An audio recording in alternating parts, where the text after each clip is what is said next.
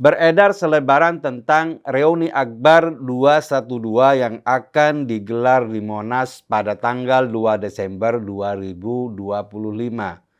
Motor gerakan ini adalah anggota Front Pembela Islam yang dulu dibubarkan, yang kini beralih nama menjadi Front Persaudaraan Islam.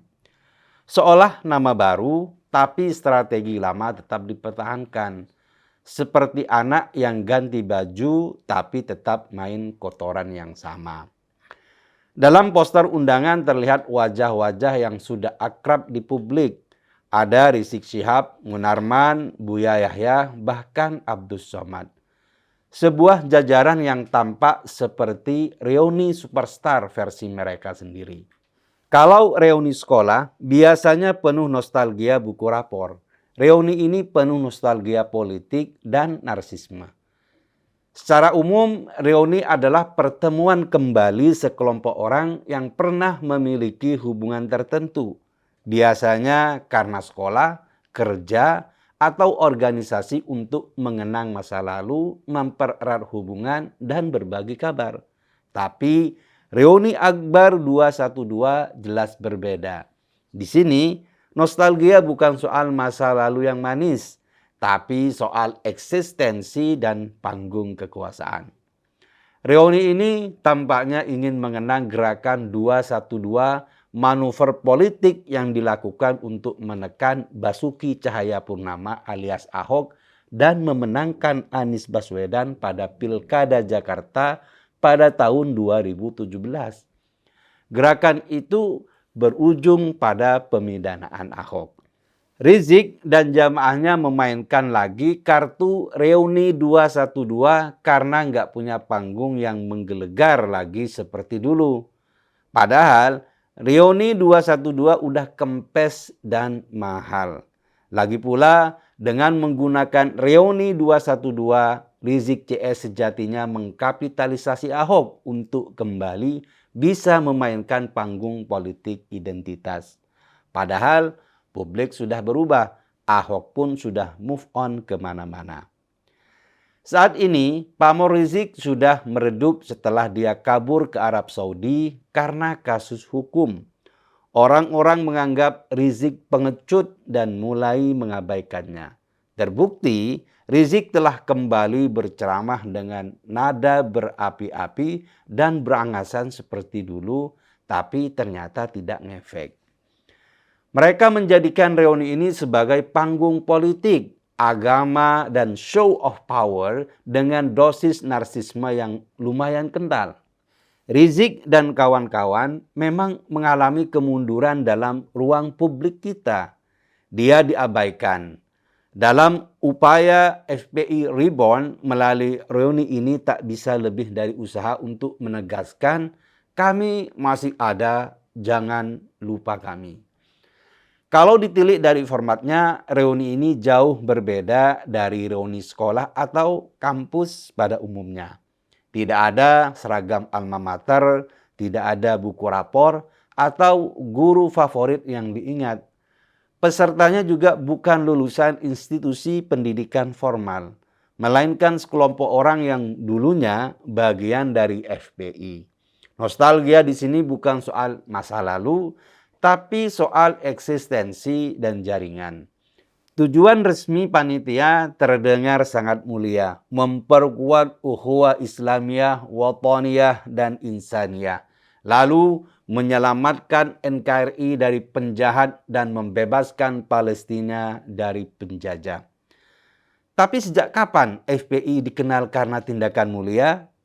Kata ukhuwah yang berarti persaudaraan sepertinya hanya pajangan di spanduk. Lebih tepatnya, ukhuwah di sini artinya persaudaraan bagi yang satu paham politik, bukan persaudaraan secara universal. FPI yang pernah dibubarkan oleh pemerintah kini mencoba bangkit lewat reuni ini. Mengundang Presiden Prabowo Subianto, para menteri dan pejabat publik, jelas menegaskan bahwa ini bukan reuni biasa. Ini panggung politik yang terselubung sekaligus ajang memamerkan pengaruh. Peserta yang bukan lulusan institusi formal seolah mendapat sertifikat legitimasi hanya dengan hadir di Monas. Yang lebih ironis lagi adalah istilah Spirit 212 yang diklaim sebagai pondasi persatuan umat sejak 9 tahun lalu.